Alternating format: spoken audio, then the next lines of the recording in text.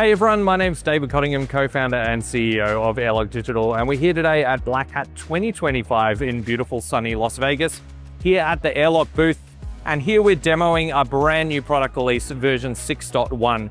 In this release, we've done three main things. The first thing is we've revamped the entire user interface, built from the ground up to make it more readable, accessible, and allow you to make decisions faster with your data. And it really sets the stage for so many great workflow improvements to come in the next few months, really, in our next product release. So the second thing that we're bringing in version 6.1 is cloud security group support. So if you're in an environment that's running a hybrid cloud or a pure cloud domain environment, this feature is for you.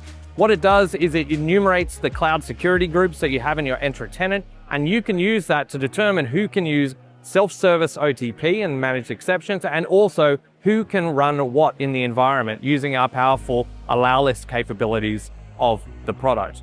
So the third feature we're really excited about is change history. So the product will now log every single policy change that is made, who made it, what the rule was, and the reason for the rule change. This is really important for enterprise environments and also assists with the cleanup of the Allowlist later.